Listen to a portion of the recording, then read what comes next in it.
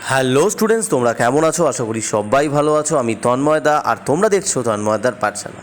Students, অনেক হলো class 12-এর অনেক পল সায়েন্সের ভিডিও, বাংলার ভিডিও আমি দিয়েছি। এবার চলে আসি ক্লাস 11।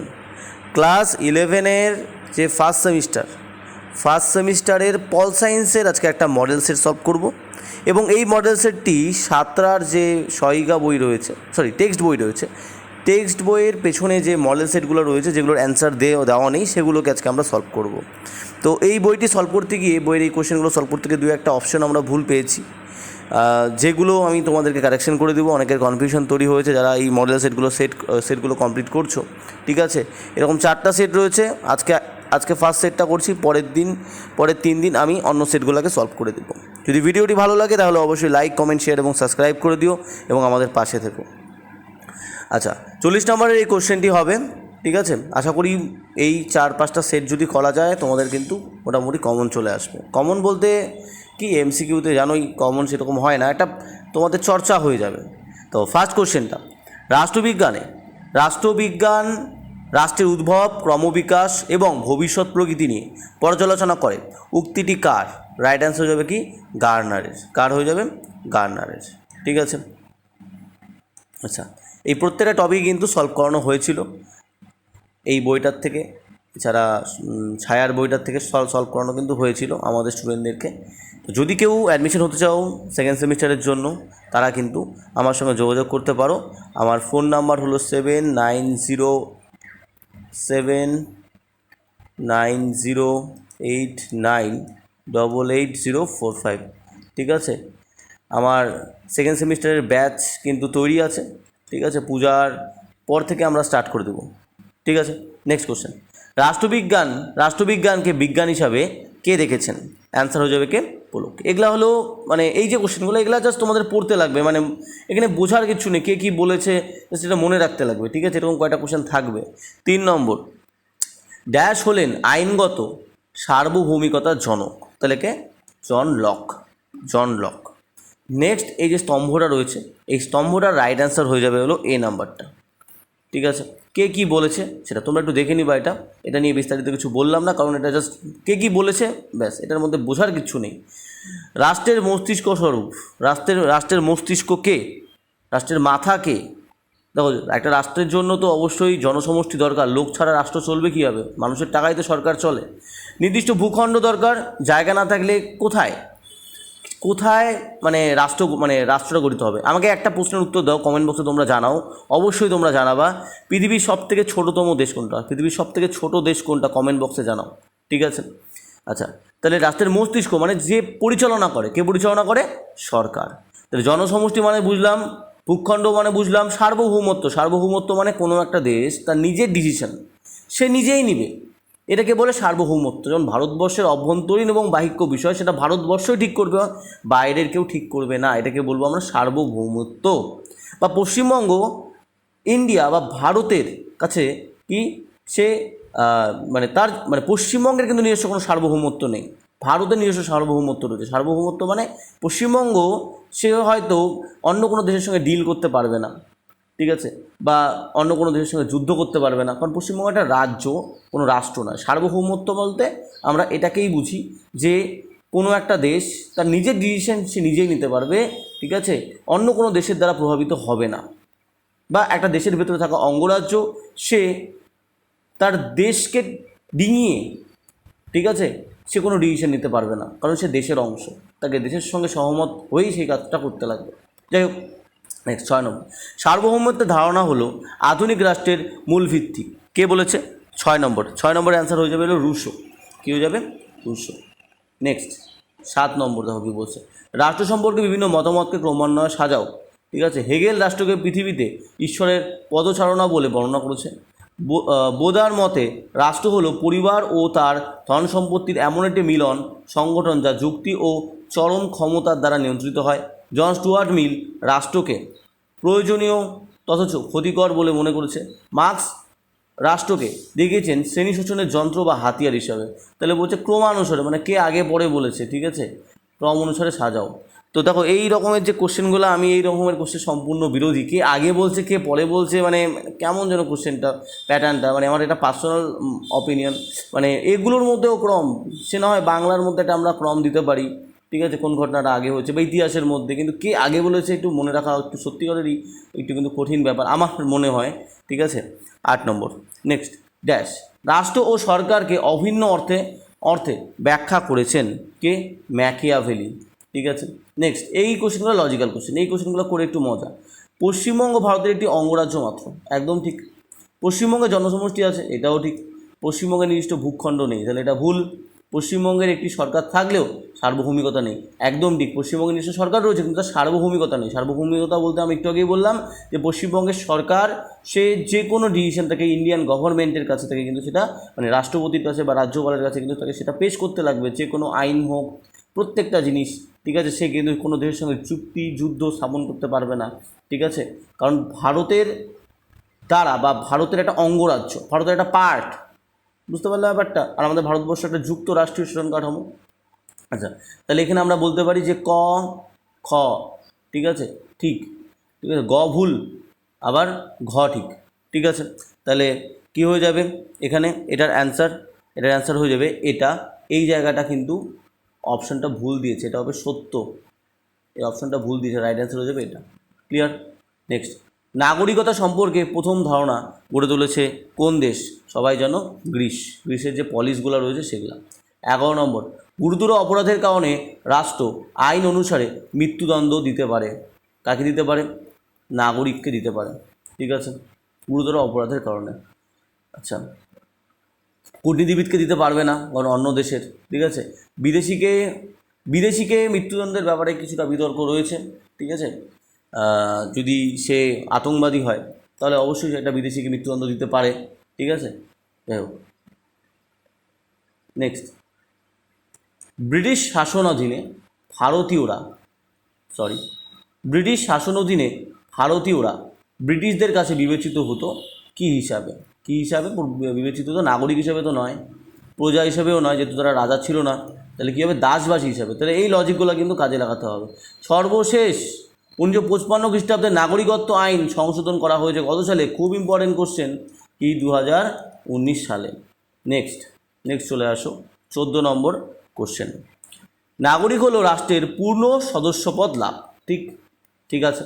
নাগরিক হওয়ার সুবাদে রাষ্ট্র ব্যক্তির পূর্ণ ব্যক্তিত্ব বিকাশের লক্ষ্যে সমস্ত রকমের অধিকার প্রদান করে থাকে। নাগরিক হওয়ার সুবাদে রাষ্ট্র ব্যক্তির পূর্ণ ব্যক্তিত্ব বিকাশের লক্ষ্যে সমস্ত রকমের অধিকার প্রদান করে থাকে। তাহলে দুটা বিবৃতি কিন্তু সত্য। যেমন আমরা ভারতের নাগরিক এবং আমাদের সব রকম বিকাশে, অর্থনৈতিক, সামাজিক, রাজনৈতিক, ঠিক আছে, সরকার আমাদেরকে দিয়েছে, স্বাধীনতা দিয়েছে, কিন্তু স্বাধীনতাটা লিমিটেশনের মধ্যে, যে স্বাধীনতা যাতে অন্যের স্বাধীনতা হরণ না করে, ঠিক আছে। আমার স্বাধীনতা দিয়েছে যে হ্যাঁ তুমি ডেভেলপ করো, তুমি ইকোনমিক্যালি স্ট্রং হও, ঠিক আছে, তোমাকে স্বাধীনতা দিচ্ছি, ঠিক আছে। যদি আমরা মত প্রকাশের স্বাধীনতা না পাই, আমরা যদি চিন্তা করার স্বাধীনতা না পাই, আমাদের ব্যক্তিত্ব বিকাশের সেই স্বাধীনতা যদি না পাই, আমাদের সামাজিকরণের স্বাধীনতা যদি না পাই, তাহলে আমাদের কোনোদিনই বিকাশ হতে পারে না, ঠিক আছে। নেক্সট, বিবৃতিগুলোর মধ্যে সম্পর্ক নির্ণয় করো। প্রাচীন গ্রীষ্মের নারী, শিশু, কৃতদাস, শ্রমিক প্রভৃতিকে নাগরিক হিসেবে বিবেচনা করা হতো না। অ্যারিস্টটলের মতে যে ব্যক্তি বিতর্কে বা বিচার বিভাগীয় পদে অংশগ্রহণের অধিকার ভোগ করে সেই একমাত্র রাষ্ট্রের নাগরিকতা অর্জন করে। তাহলে কি বলছে দেখো, এই স্টেটমেন্টটা আর এই স্টেটমেন্টটা, ঠিক আছে, মনে রাখতে লাগবে। এটা হবে তোমার বি নম্বর অপশনটা হয়ে যাবে রাইট অ্যান্সার। বি হলো এ এর কারণ, তাহলে বিটা কি? এর কারণ, ঠিক আছে। যে যারা তর্ক বিতর্কে বিচার বিভাগীয় পদে মানে থাকে সেই কিন্তু রাষ্ট্রের নাগরিকতা অর্জন করে। যার জন্য এই নারী, শিশু, কৃতদাস, শ্রমিক এরা তো বিচার বিভাগীয় বা আপার মানে এডুকেটেড না, সেরকম এডুকেশন তাদের মধ্যে নেই, বা তাদের তর্ক করা বিতর্ক করার মতো মনোভাবও তাদের মধ্যে নেই, যেহেতু এডুকেশন নেই, ফলে এরা কিন্তু নাগরিক হতে পারেনি এর কারণে, ঠিক আছে। সেকেন্ড চলে আসো, বিরাট বড় কোশ্চেন। নিচের অংশটি পড়ো এবং প্রশ্নের উত্তর দাও। 90-এর দশকে বিশ্বায়নের ফলে সমমনস্ক, সমরুচি সম্পূর্ণ মানুষজনের মধ্যে ভাবের আদান প্রদান, চিন্তা ও কল্পনা আদান প্রদান বহুমাত্রিকতা লাভ করেছে। বিশ্বায়িত পৃথিবীতে ক্রমান্বয়ে ব্যক্তি, সামাজিক গোষ্ঠী ও রাষ্ট্রসমূহের মধ্যে যোগসূত্র ক্রমবর্ধমান এবং পৃথিবী আরও বেশি বেশি নির্ভরশীল হয়ে পড়েছে। সেই কারণে এই প্রেক্ষিতে নাগরিক এর জাতি রাষ্ট্রভিত্তিক আনুগত্যের ধারণাকে বিশেষ পরিবর্তন এসেছে। এই প্রেক্ষিতে নাগরিকতার ধারণা যে পরিবর্তন ঘটিয়েছে তা হলো কি, মানে এখন দেখো বিশ্বায়নের যুগ, গ্লোবালাইজেশনের যুগে যে প্রত্যেকটা জায়গার মানুষ বিভিন্ন জায়গায় যাচ্ছে, তাদের কালচার গ্রহণ করছে, সবার সঙ্গে একটা যোগাযোগ ব্যবস্থা গড়ে উঠেছে। তাহলে এটাকে আমরা কি বলবো? বিশ্ব নাগরিকতার ধারণা। কি বলবো আমরা? বি নম্বরটা অ্যান্সার হচ্ছে বিশ্ব নাগরিকতার ধারণা কিন্তু জন্মেছে। মানে কেউ মনে করো অন্য দেশের সিটিজেনশিপ নিচ্ছে, ইউরোপের কান্ট্রিগুলোতে হয়, তাই কি না? যেগুলা উন্নত দেশগুলোতে সেই দেশগুলোতে হয় কেউ একটা জায়গার থেকে সিটিজেনশিপ নিয়ে অন্য জায়গায় থাকছে, কারণ ওদের দেশে দ্বিনাগরিকতা রয়েছে। ঠিক আছে, এই ব্যাপারটা। নেক্সট, সংবিধান হলো রাষ্ট্রের চরম ও সর্বোচ্চ কর্তৃপক্ষের শৃঙ্খলাবোধ রূপ। এই কথাটি কে বলেছে? ঠিক আছে, তাহলে এটা রাইট অ্যান্সার কী হবে? এটা রাইট অ্যান্সার হয়ে যাবে বি নম্বরটা। সংবিধানের লিখিত নিয়মকানুন কি? সংবিধানের লিখিত নিয়মকানুন কোনগুলা? আইন, তাই কি না?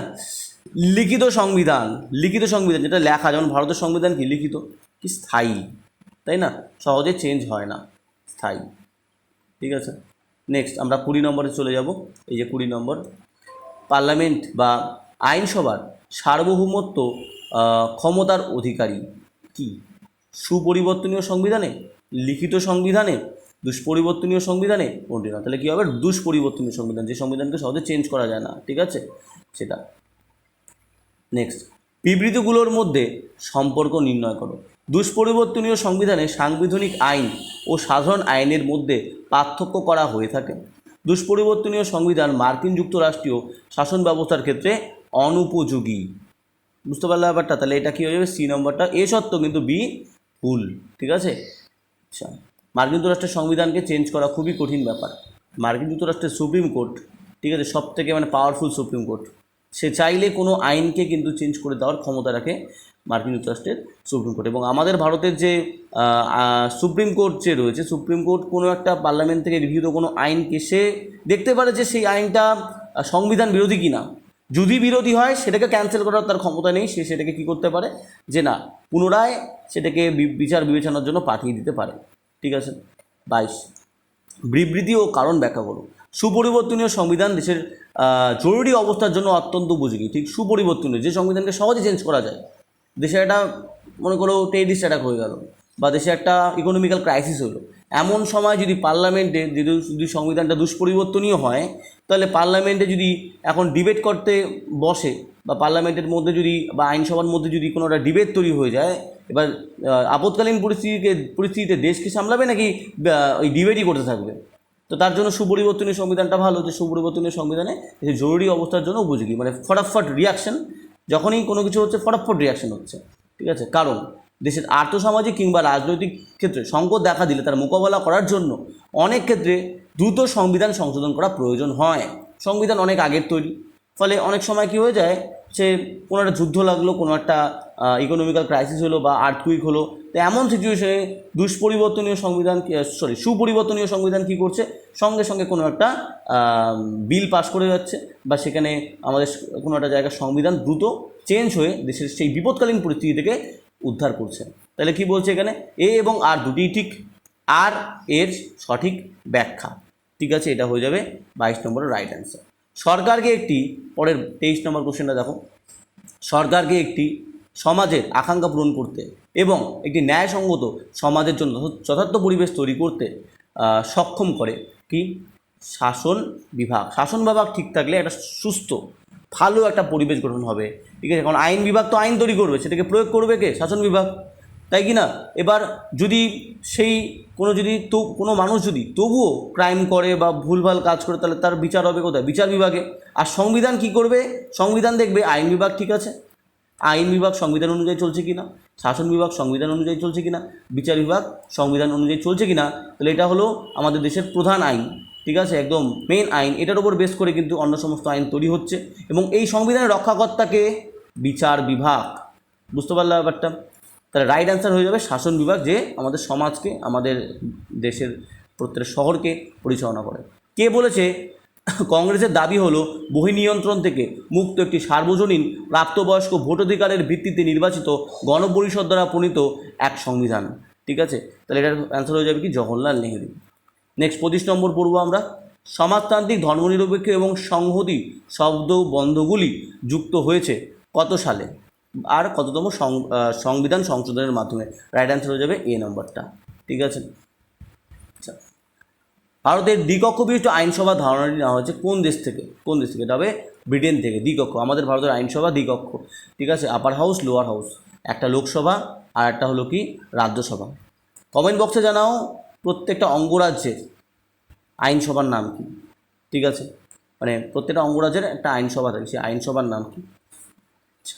27 নম্বর, ড্যাশ এর মতে প্রস্তাবনা হলো সংবিধানের পরিচয়পত্র। ড্যাশ এর মতে প্রস্তাবনা হলো কি বলছে সংবিধানের পরিচয়পত্র। রাইট অ্যান্সার হয়ে যাবে কি নানি পাক্কিওয়ালা। ঠিক আছে, উল্লেখিত ঘটনাগুলো ক্রম অনুসারে সাজাও। ঠিক আছে, এই 28 নম্বর যে কোশ্চেনটা রয়েছে সেটা রাইট অ্যান্সার হয়ে যাবে হলো সি নাম্বারটা। সংবিধান রচনার লক্ষ্যে গণপরিষদ গঠন হয়। জওহরলাল নেহেরু সংবিধানের উদ্দেশ্য সংক্রান্ত প্রস্তাব পেশ। জাতীয় পতাকার স্বীকৃতি, সংবিধান কার্যকর। ঠিক আছে, নেক্সট এই ডায়াগ্রামটা দিয়েছে, দেখো এই ডায়াগ্রামটার মধ্যে কোনটা ঠিক? অ্যান্সার হবে সি। সংবিধানের মূল আদর্শ সার্বভৌমিকতা, সমাজতন্ত্র, ধর্মনিরপেক্ষতা, গণতন্ত্র, সাধারণতন্ত্র। এই প্রত্যেকটার মানে কিন্তু আমাদের জানতে লাগবে। ঠিক আছে, আমি কোনো একটা ভিডিওতে এদের প্রত্যেকটার মানে কিন্তু বলে দেব। ঠিক আছে, এবার দেখো 30 নম্বর, 1935 খ্রিস্টাব্দের ভারত শাসন আইনকে ভারতীয় যুক্তরাষ্ট্রীয় শাসন ব্যবস্থার সংবিধান বলা যায়। বি, ক্যাবিনেট মিশনে সুপারিশ অনুযায়ী গণপরিষদ গঠিত হয়। রাইট অ্যান্সার কী হয়ে যাবে? রাইট অ্যান্সার হয়ে যাবে সি নম্বরটা। এ এবং বি উভয় কি বলছে এখানে সত্য। এবার আমরা 31 নম্বরে চলে যাই। ভারতের সংবিধানে মোট কতগুলো তপশিল রয়েছে? রাইট অ্যান্সার হয়ে যাবে কয়টি? 12টি। আচ্ছা, সংবিধানে সাংবিধানিক ব্যবস্থাদি বিস্তারিতভাবে বিবৃত থাকলে সংবিধানকে বিকৃত করা যাবে না। এই মন্তব্যটি কে করেছে? আম্বেদকর, ডক্টর আম্বেদকর এই কথাটি বলেছে। সংসদীয় শাসন ব্যবস্থার বৈশিষ্ট্য অনুসারে ভারতের অঙ্গরাজ্যগুলো নিয়মিত বা নাম সর্বস্ব শাসক কে হবে? নাম সর্বস্ব শাসক প্রত্যেকটা অঙ্গরাজ্যের। ভারতে নাম সর্বস্ব শাসক কে? রাষ্ট্রপতি, তাই কি না?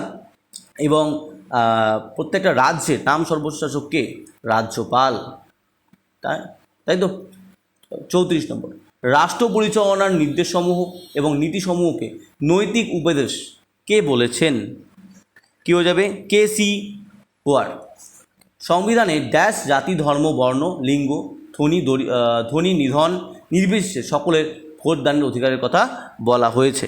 তাহলে এটা হয়ে যাবে ডি নম্বরটা 325 নম্বর ধারায়। আচ্ছা, এই যে আবার একটা ক্রম দিয়েছে, তাহলে এই ক্রমটা একটু তোমরা পড়ে নিবা। এর যে সঠিক আনসার সেটা আমি বলে দিই, সেটা হয়ে যাবে হলো এই সি নাম্বারটা। ঠিক আছে, ক্রমের। ঠিক আছে, হয়ে যাবে হলো রাইট অ্যান্সার। কি 1 নম্বরে কি রয়েছে? 42তম সংবিধান সংশোধনের মাধ্যমে সংবিধানের মৌলিক কর্তব্যসমূহকে লিপিবদ্ধ করা হয়েছে। 2 নম্বর, দলত্যাগ বিরোধী আইন প্রণয়ন। 3 নম্বর হলো 61তম সংবিধান সংশোধনের মাধ্যমে নাগরিকদের ভোটাধিকারের বয়সসীমা 21 থেকে কমিয়ে 18 করা হয়েছে। এবং 4 নম্বরটা সংখ্যালঘুদের জন্য জাতীয় কমিশন গঠন করা হয়েছে। ঠিক আছে, ক্রমটা একটু সমস্যা সবারই, আমারও নিজেরও কেমন লাগে পার্সোনালি, কারণ পরপর ঘটনা একটু মনে রাখা অসম্ভব হয়ে যায়। যাই হোক, তো চেষ্টা করবা, 1-2টা ক্রম থাকবে, তোমরা একটু মডেল সেটগুলো কমপ্লিট করবা, তাহলে মোটামুটি চলে আসবে কমন। ভারতের সংবিধান হলো বিশ্বের সর্বাপেক্ষা বৃহত্তর সংবিধান, একদম ঠিক। বর্তমানে ভারতের সংবিধানে 470টি ধারা, 25টি অংশ এবং 12টি তপশিল রয়েছে। ঠিক আছে, তাহলে এটার সঠিক আনসার কী হয়ে যাবে? এ এবং বি উভয় কী হয়ে যাবে? সত্য। ঠিক আছে, 38 নম্বর, বিবৃতিগুলির সম্পর্ক নির্ণয় করো। ঠিক আছে, ভারতের সংবিধান অংশত সুপরিবর্তনীয় এবং অংশ দুষ্পরিবর্তনীয়। ঠিক, ভারতের সংবিধানকে সহজেই পরিবর্তন করা যায়, এটা ভুল, সহজে পরিবর্তন করা যায় না, তাই না? ভারতবর্ষ এত বড় একটা দেশ, এত বিরোধী, বুঝতে পারলে? ব্যাপারটা ভারতের সংবিধান কিন্তু সহজে পরিবর্তন করার ব্যাপার নয়, সম্মতি রয়েছে, সম্মতি নিতে হয়। ঠিক আছে, ভোটের ব্যাপার রয়েছে, এই সমস্ত ব্যাপার কিন্তু পরে একটা স্পেসিফিক ভিডিওতে আমি বলে দিব। ঠিক আছে, তো সেক্ষেত্রে রাইট অ্যান্সার হয়ে যাবে কি হয়ে যাবে? এ ঠিক, বি ভুল। ঠিক আছে, নেক্সট কোশ্চেন, স্তম্ভ মিলাও। এটা হলো মনে রাখতে লাগবে কোনটা কত নম্বর ধারা। ঠিক আছে, রাইট অ্যান্সার হয়ে যাবে বি নম্বরটা। একের হয়ে যাবে সি, সাম্যের অধিকার হয়ে যাবে হলো তোমার সি নম্বরটা। ঠিক আছে, দুয়ের হয়ে যাবে এ। ঠিক আছে, তারপরে তিনের হয়ে যাবে হলো বি। ঠিক আছে, এবং চারের যেটা হচ্ছে চারের হয়ে যাবে ডি। আচ্ছা, লাস্ট কোশ্চেন। ভারতীয় যুক্তরাষ্ট্রীয় শাসন ব্যবস্থা পরিচালিত, ভারতীয় যুক্তরাষ্ট্রীয় শাসন ব্যবস্থা পরিচালিত অঙ্গরাজ্যগুলিতে শাসন করছে কি মুখ্যমন্ত্রী, এবং সেন্ট্রালে প্রধানমন্ত্রী রয়েছে। যুক্তরাষ্ট্রীয় নিয়ম অনুসারে ভারতের দ্বৈত সরকার আছে, দ্বৈত সরকার। ঠিক আছে, তাহলে এটা কী হয়ে যাবে, এ নাম্বারটা। এটা ঠিক, এ সঠিক, কিন্তু আর কিন্তু এর ভুল, মানে কারণটা ভুল। দ্বৈত সরকার আছে বলে তোমার যুক্তরাজ্য শাসন ব্যবস্থা, এটা কিন্তু ভুল। ঠিক আছে, এই হয়ে গেল 40 নম্বরের কোশ্চেন। যদি ভিডিওটি ভালো লাগে তাহলে অবশ্যই লাইক, কমেন্ট, শেয়ার এবং সাবস্ক্রাইব করে দিও এবং আমাদের পাশে থেকো। ধন্যবাদ।